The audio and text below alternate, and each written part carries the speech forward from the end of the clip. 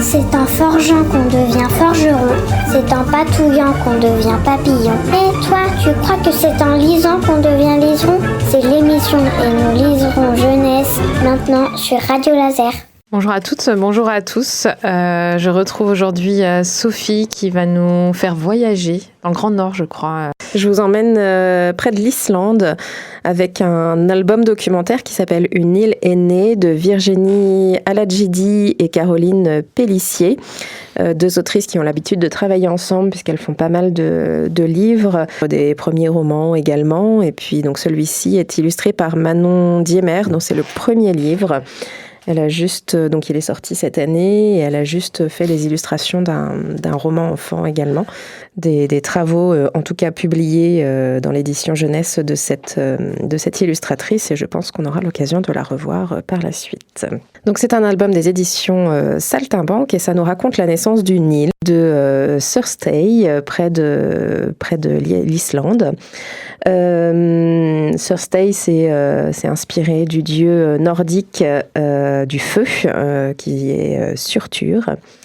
Et c'est facilement, puisqu'en fait, cette île, elle est née du feu lui-même, puisqu'elle est née de l'éruption d'un volcan sous-marin. Donc ça s'est passé le 14 novembre 1963, donc c'est le premier jour, au petit matin, quelque part dans l'océan Atlantique, au sud de l'Islande, où une fumée sombre s'élève, un volcan sous-marin s'est réveillé.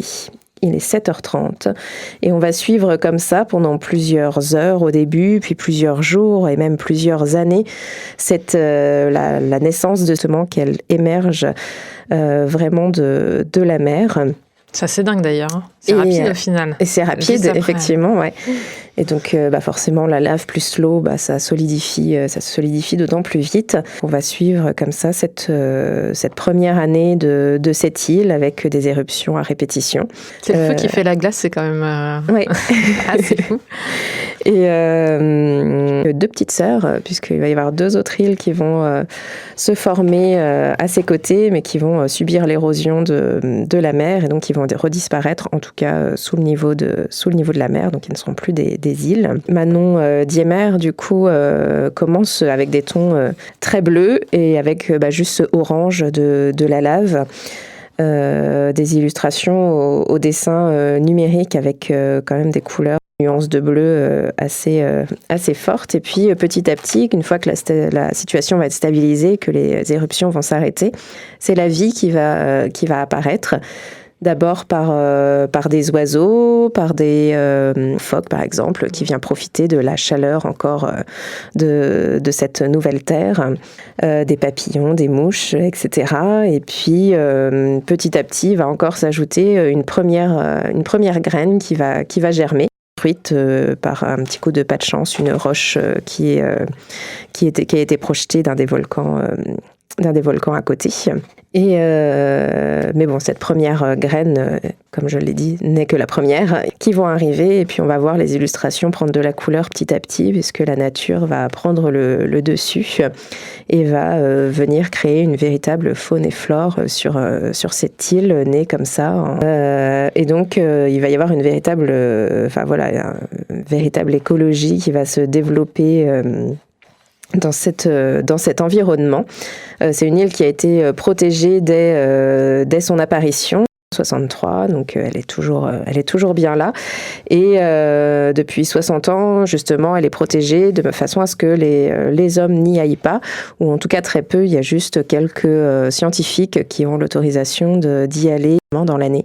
Donc voilà, avec l'idée vraiment de la laisser la plus vierge possible, et puis d'observer toute la vie qui s'est formée sur cette terre.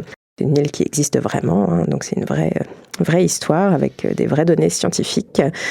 Et donc, on nous précise à la fin qu'il y a 90 espèces d'oiseaux qui existent actuellement sur cette île, 330 espèces d'invertébrés, plantes, 70 espèces de lichens, 70 espèces de mousses. Enfin, c'est assez impressionnant. C'est incroyable, ouais.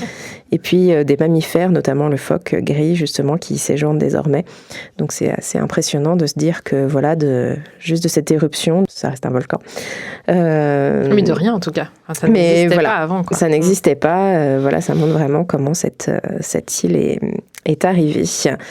Donc voilà, j'ai beaucoup aimé les illustrations de Manon Diemer, une sorte de carnet de bord scientifique avec une démarche un petit peu naturaliste pour raconter cette naissance. Et puis voilà, elle joue sur les cadrages, elle cherche vraiment à nous montrer cette île. Et puis elle joue avec les contrastes et puis les calques un petit peu aussi, notamment pour les animaux qu'elle va un petit peu superposer. On voit bien qu'ils ne sont pas venus s'ajouter progressivement. Donc c'est assez, les illustrations sont vraiment très jolies et ça m'a vraiment beaucoup plu. Et puis ça montre bien la magie de la nature en plus. Ça nous apprend des choses parce que dans ces paysages hostiles, on n'imaginerait pas des fleurs. On aurait pensé plutôt à un décor vraiment minéral pour le coup. Mais, c'est ça, mais il y a de la vie. Merci Sophie. Merci. Donc un album que vous pouvez retrouver à la médiathèque de Guichen.